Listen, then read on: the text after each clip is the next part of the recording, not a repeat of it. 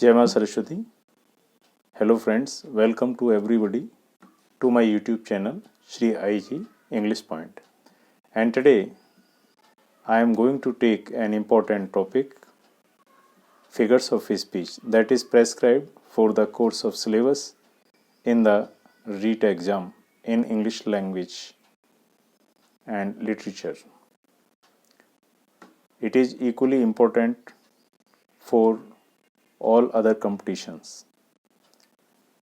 Figures of speech, अलंकार कहा गया है, अलम करोति इति अलंकार है, यानी जो अलंकृत करता है उसे ही हम अलंकार कहते हैं।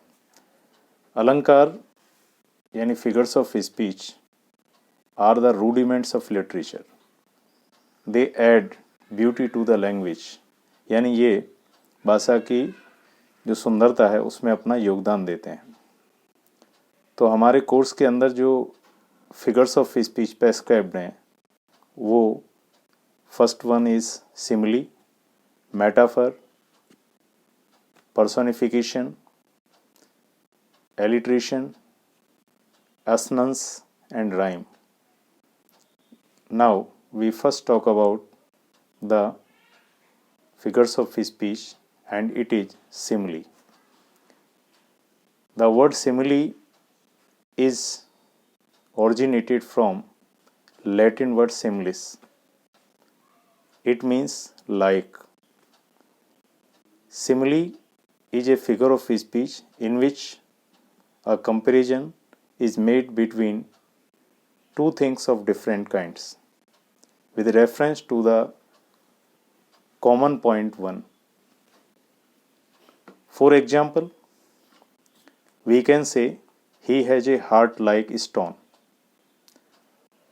तो देखिए सिमिली, उपमा, उपमा एक ऐसा अलंकार होता है जिसमें दो अलग अलग वस्तुओं के बीच में तुलना की जाती है और जिनके अंदर एक पॉइंट सेम होता है।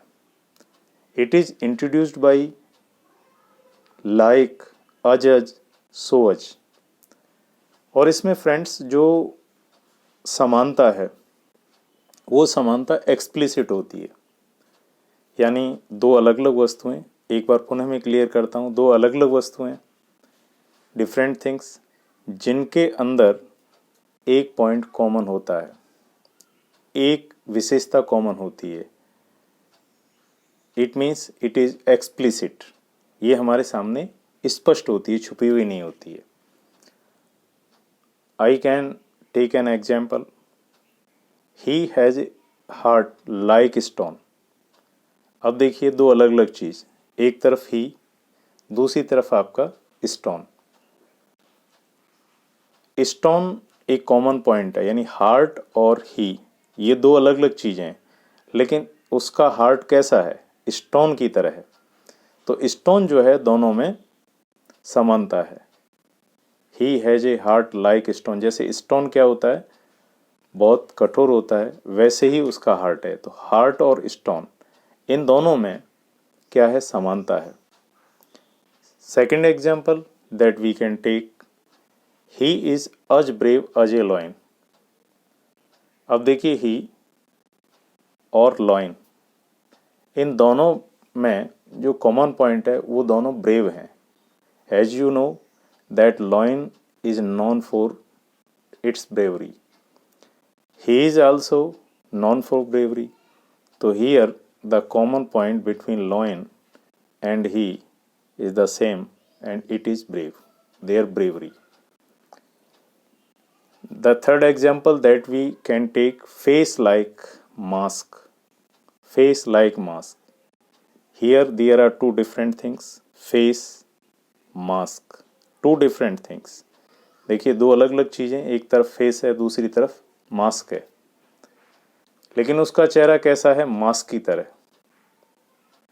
उन दोनों में एक समानता है, फेस लाइक मास्क। उसका जो चेहरा है वो मास्क की तरह है, जैसे मास्क ढकता है वैसे ही उसका जो चेहरा है वो है। Now we take other figure of speech and it is metaphor. Metaphor यानी रूपक। जी हाँ, मेटाफर जो है उसकी उत्पत्ति ग्रीक वर्ड मेटाफर से हुई है। It is a Greek word. It is combination of two words meta and phero. Meta means over and pharaoh means carry. This figure of speech is called the implied simile, यानी एक छुपी हुई उपमा होती है। In other terms we can say in it the resemblance is hidden. इसमें जो समानता होती है वो hidden होती है, छुपी हुई होती है। In it there is the transfer of similarity. इसमें ट्रांसफर ऑफ सिमिलरिटी यानी समानता का रूपांतरण होता है। It is the transfer of similarity. समानता का ट्रांसफर इसके अंदर किया जाता है, यानी एक वस्तु को दूसरी वस्तु कह देना, सीधा सीधा कह देना। For example, life is a bed of thorns. Life is a bed of thorns. हमने लाइफ को क्या कह दिया? बेड ऑफ थॉर्न्स कह दिया। Life is a tale told by an idiot. जीवन एक कहानी है जिसे एक इडियट ने कहा है। Bankim Chandra is the William Scott of Bengal. हमने बंकिम चंद्र को सीधा क्या कह दिया? विलियम स्कॉट ऑफ बंगाल कह दिया। The ship of life is selling smoothly. The ship of life is selling smoothly, यानी हमने जीवन को क्या कह दिया? एक जहाज से उसको एक मेटाफर दे दिया, एक रूपक दे दिया। फ्रेंड्स, अब हम बात करते हैं पर्सोनिफिकेशन। देखिए, हमने जो ऊपर वाले दो फिगर्स ऑफ स्पीच पढ़े, ये किस पर आधारित हैं? ये भी कई बार सवाल पूछा जा सकता है। इट मे बी आस्क्ड कि भाई जो सिमिली है वो सिमिली और मेटाफर किस पर आधारित है? तो these figures of speech are based on similarity, resemblance. You can find either the word similarity or resemblance. So you are to take them very attentively. Now we talk about personification.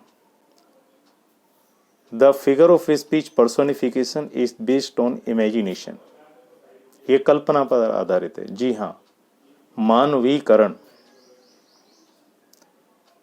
इसको अगर define करें English में तो when a non living और inanimate things gets human emotions और intelligence, then it is the figure of speech, it is personification.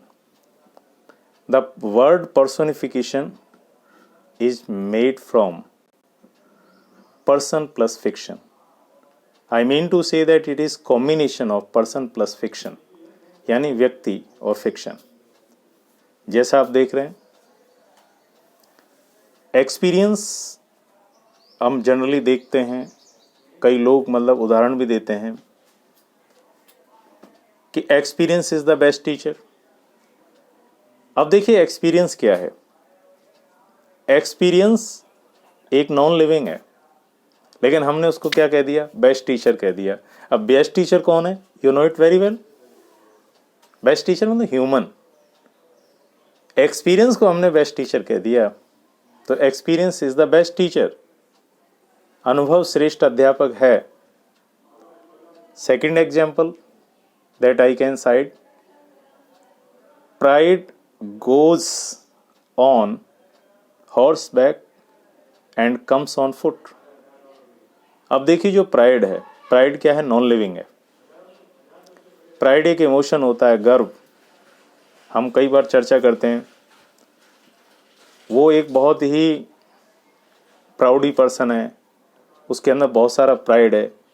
Pride goes on horse back and comes on foot back और comes back on foot. तो pride को हमने घोड़े की पीठ पर सवार कर दिया, यानी जो अहम है वो अश्व की पीठ पर सवार होकर जाता है और पैदल वापस आता है। तो आप देख रहे हैं जो नॉन लिविंग है वो नॉन लिविंग को हमने सजीव बना दिया, मतलब उसमें ह्यूमन इमोशन डाल दिए। तो कौन सा अलंकार हुआ? पर्सोनिफिकेशन। इसी प्रकार से फ्रेंड्स हम ले सकते हैं, truth sits on the lips of a dying persons. अब देखिए ट्रूथ क्या है। ट्रूथ एक नॉन लिविंग है, लेकिन हमने उसे किस पर बैठा दिया? बैठता कौन है? जो लिविंग हो, कोई एनिमल हो, वही बैठता है। हमने कह दिया truth sits on the lips of a dying king, यानी एक मृत आदमी के होठों पर सच बैठ जाता है, यानी वो जो भी कहता है, whatever he says it is true to the best of his knowledge. Now we talk about the figure of speech and it is assonance. Friends, assonance, assonance एक फिगर ऑफ स्पीच है जिसे हिंदी में स्वर पुनरावृत्ति अलंकार कहते हैं। It is a repetition of vowel sound. It is a repetition of vowel sound not consonant, मतलब इसके अंदर एक जो वोवल है and they are closed to each other, और एक दूसरे से जुड़े हुए रहते हैं, उसका रिपीटिशन होता है। For example, men sell the wedding well, men sell the wedding well. In this example, friend, you can clearly find it out. Mean, MEN, ERI, देखिए, sell, ERI, man shall the wedding bells, wedding, WEDDING. तो here you can see there is the repetition of vowel sound. यहाँ किस sound का repetition हो रहा है? एक vowel sound का, E. Dear, come near and fear not. Dear, come near and fear not. Dear, DEAR, come near. Dear, come near, EAEA, and fear not, FE. So then, in this condition, it is assonance. Friends, this figure of speech is also based on sound. Such type of questions may be asked in the exam. And now we take rhyme. Rhyme is also a figure of speech, though it is not generally considered a figure of speech, but rhyme is also a figure of speech. Rhyme, rhyme यानी तुकबंदी। आपने सुना होगा कि rhyme और pome, rhyme का जो मतलब होता है वो क्या होता है? एक तुकांत कविता। राइम तुकबंदी पर आधारित होती है। तो when there is repetition of vowel and consonant sound, it is rhyme. I speak 3 words before you. Day and say, day and say, day and say. Here you can see there is a rhyme. I would like to recite a very popular rhyme. Twinkle, twinkle, little star, how I wonder what you are, up above the world so high, like a diamond in the sky. When the burning sun is set and the grass with dew is wet, then you saw your little light, twinkle, twinkle all the night. देखिए, एक rhyme, एक तुकांतता आपको देखने को मिली। इसी प्रकार से और भी हम फर्दर एग्जाम्पल ले सकते हैं, जैसे ब्राइट एंड माइट। फ्रेंड्स, अब हम बात करते हैं alliteration. Alliteration is a figure of speech that is based on sound. Alliteration, जी हाँ, एक ऐसा अलंकार है, एलिट्रेशन को हिंदी में अनुप्रास कहते हैं। एलिट्रेशन यानी अनुप्रास। अनुप्रास का मतलब क्या होता है? अनुप्रास किसे कहते हैं? अनुप्रास, it is the repetition of consonant sounds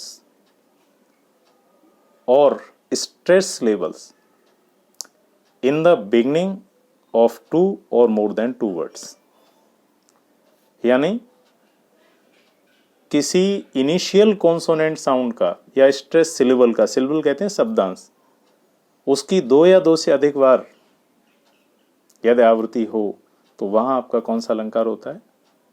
वहां आपका एलिट्रेशन अनुप्रास अलंकार होता है। फॉर एग्जाम्पल, आई सा ऐसा, आई सा ऐसा। हियर यू कैन सी, सा असा। यहां आप देख सकते हैं, समझ सकते हैं, S S. The load of lumbering goes, the load of lumbering, L L, there is a repetition of LL sound. In this regard, I would like to cite an example from well-known poem of William Shakespeare, and it is the when the session of sweet silent is thought. When the session of sweet silent is thought. S S S. Then you can easily find it out that this is alliteration। Alliteration के बारे में एक चीज और आप जान सकते हैं कि alliteration is older than rhyme.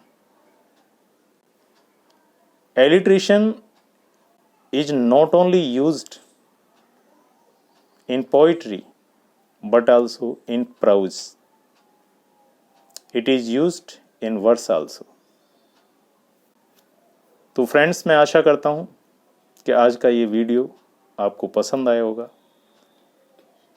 अगर आपको वीडियो अच्छा लगा तो आप सब्सक्राइब कीजिए, लाइक कीजिए, शेयर कीजिए, कमेंट बॉक्स में जाकर कमेंट ज़रूर कीजिए ताकि आपके ओपिनियंस मुझे मालूम पड़ सकें, और बेल आइकन को प्रेस कीजिए ताकि आपको अपकमिंग नोटिफिकेशंस मिल सकें।